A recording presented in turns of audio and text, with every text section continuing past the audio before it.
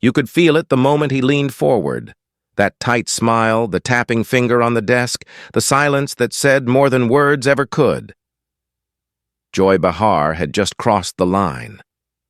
Again. And this time, Blake Shelton wasn't laughing. It started like any other light-hearted interview on The View. Jokes, laughter, playful banter. But when Joy took aim at what she called that country mindset, something in the room shifted. The audience laughed nervously. Blake didn't. He straightened his jacket, gave her that half-smirk country fans know too well, and said, "You know, Joy, I usually take jokes pretty well.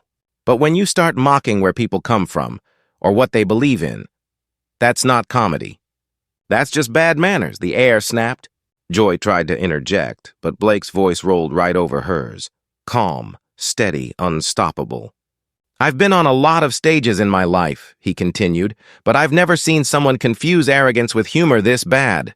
The audience gasped. Co-hosts froze, and Joy had no comeback. Blake leaned back, shook his head, and with that famous Oklahoma drawl said quietly, "I'm done with this." He stood, microphone still hot, and walked off. Live, on air, and for millions watching at home. That was the moment country charm turned into country fire.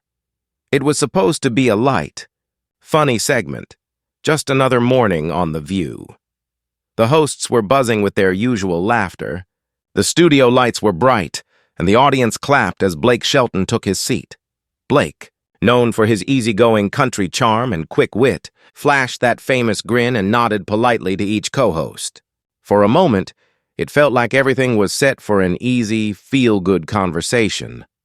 But there was something different in the air that day, a kind of edge that you could feel but couldn't name. Joy Behar, always the one to push boundaries, had that mischievous look in her eyes, the one that meant she was ready to stir the pot. They started talking about music, fame, and life in Nashville. Blake joked about long tours and late nights, and the crowd laughed along. But then Joy leaned forward and said, half smiling, "So, Blake, what's it really like living in a world where everyone thinks God picks their president?" The audience chuckled, but the humor didn't land right. Blake paused, his smile fading for just a second. He adjusted his mic, the room suddenly quieter than it should have been. He didn't answer right away. Instead, he looked at her, really looked, and said softly, "Well, Joy, where I come from, faith isn't a punchline." The tone in the studio shifted instantly. The laughter stopped. The co-hosts exchanged glances. Joy smirked, trying to keep control of the moment, but everyone could feel it. Something inside Blake Shelton had just flipped. The storm was coming. The moment hung in the air, thick, silent, and uncomfortable. Joy Behar tried to laugh it off, waving her hand like Blake had overreacted. "Oh, come on, Blake, lighten up. We're just having a little fun," she said, chuckling nervously. But Blake didn't laugh. He leaned forward, resting his elbows on the table, voice steady and sharp. "See, that's the problem right there," he said. "You think faith, family, or country are things to joke about? But to millions of people, that's real life," the audience murmured, unsure whether to clap or stay quiet. The tension was electric. Joy blinked, caught off guard. "Well, I think humor's how we deal with outdated ideas," she shot back, smirking. Blake's eyes narrowed just slightly. "Outdated?" he repeated, calm but cutting.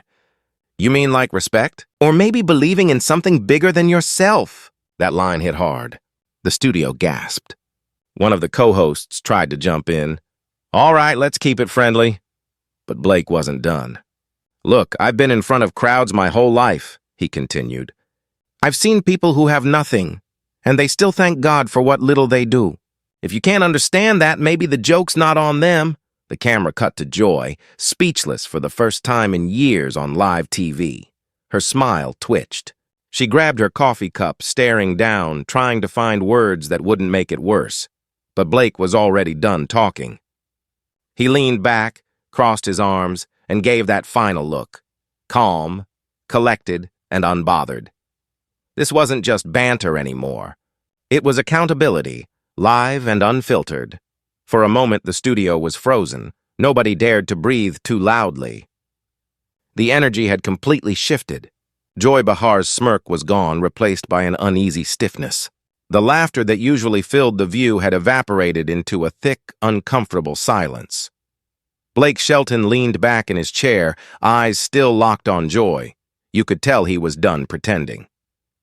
His voice dropped lower, calm, slow, and powerful enough to make every person in that room lean in. "I've got no issue with jokes," he said. "But when the joke turns into disrespect, that's when it stops being funny." The audience stayed quiet. You could almost hear the buzz of the studio lights. Joy tried to recover, forcing a laugh. "Oh, please, Blake, it's just a talk show." But Blake interrupted, not with anger, but with finality.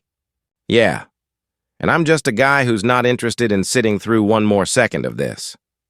He reached down, unhooked his mic, and set it gently on the table.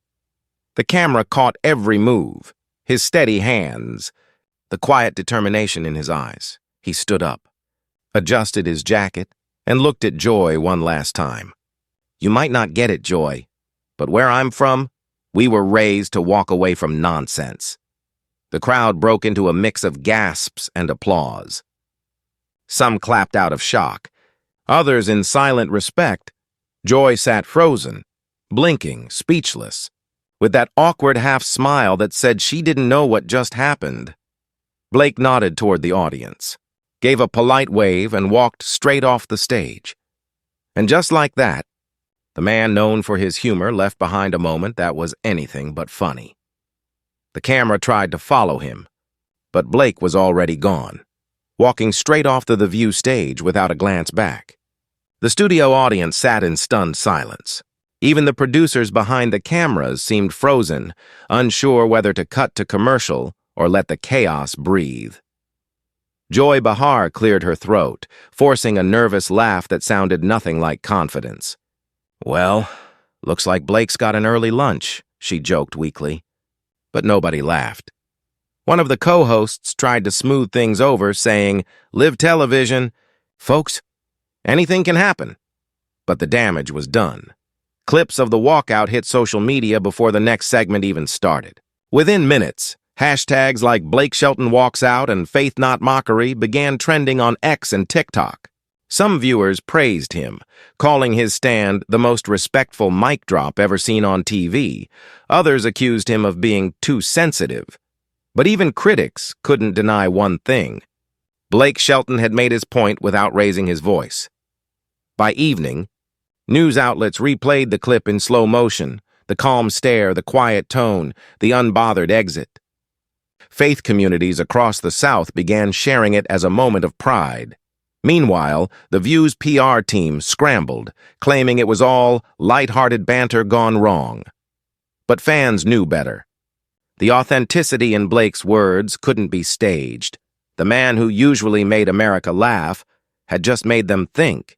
And in that silence after he left the stage, Joy Behar and everyone watching realized something. The real power in any debate isn't in who speaks the loudest. It's in who refuses to play the game. The internet went into overdrive. Within hours, the clip from The View racked up millions of views across platforms. Fans flooded the comments with one common theme: respect. "That's how you handle disrespect? Calm and class," one comment read. Blake didn't lose his cool. "He owned the room without even trying," another wrote. Country stars and celebrities started weighing in. Luke Bryan tweeted, "My brother walked out with more dignity than most ever will." Even news anchors who rarely agreed on anything called it a moment of silent strength. Meanwhile, Joy Behar stayed unusually quiet. On the next episode of The View, she made a short comment, trying to laugh it off. "Guess I hit a nerve." But the laughter was thin. The audience wasn't buying it. Clips comparing her past interviews resurfaced, moments where she'd mocked or talked over guests. But this time the difference was clear. Blake didn't argue. He didn't insult. He simply walked away, and that silence spoke louder than any debate ever could. That one moment didn't just divide opinions, it exposed something deeper. The growing gap between media arrogance and real-world respect. And for many Americans watching, it wasn't just Blake standing up for himself. It was him standing up for them. Days passed, but the echo of Blake Shelton's words didn't fade. Talk shows debated it, YouTubers analyzed it, and fans replayed it frame by frame. Some called it a cultural turning point, proof that authenticity still cuts through media noise. Others saw it as a reminder that not every fight has to be loud to be powerful. Blake, true to form, didn't chase the headlines. He didn't post a long statement or tweet a fiery response. Instead, during a concert in Nashville a week later, he briefly addressed it between songs. Standing under the spotlight, guitar in hand, he said with a faint smile, "Sometimes walking away says more than staying ever could." The crowd erupted. Thousands stood on their feet, not just clapping for a singer, but for a moment that had become bigger than music. Because in a time when shouting matches and viral insults rule the screen, Blake reminded everyone what real strength looks like: control, conviction, and class. That clip from The View wasn't just entertainment anymore. It became a lesson, a reminder that no matter how loud the world gets, there's still power in silence. There's dignity in calm, and sometimes the loudest way to stand up for your values is to simply stand up and walk away. The headlines may fade, but that moment, and what it represented, had already carved itself into pop culture history. What you just witnessed wasn't about a celebrity walking off a talk show. It was about something much bigger. It was about respect, about knowing when to speak. And when to walk away. Blake Shelton didn't storm out. He didn't yell or trade insults. He showed that real strength doesn't need noise. It needs principle. And that one quiet moment reminded millions that faith, dignity, and self-respect are still worth defending, even when the world laughs. So if you believe silence can be stronger than shouting, if you still believe that standing firm for your values is something to be proud of, then you're in the right place. Because here, we don't chase controversy. We uncover the truth behind the moments that matter, the ones that show us who people really are when the cameras are rolling. Hit subscribe, turn on notifications, and join a community that believes in character over chaos, in courage over comfort, and in the quiet kind of power that can change everything. Because sometimes the loudest message is the one said in silence.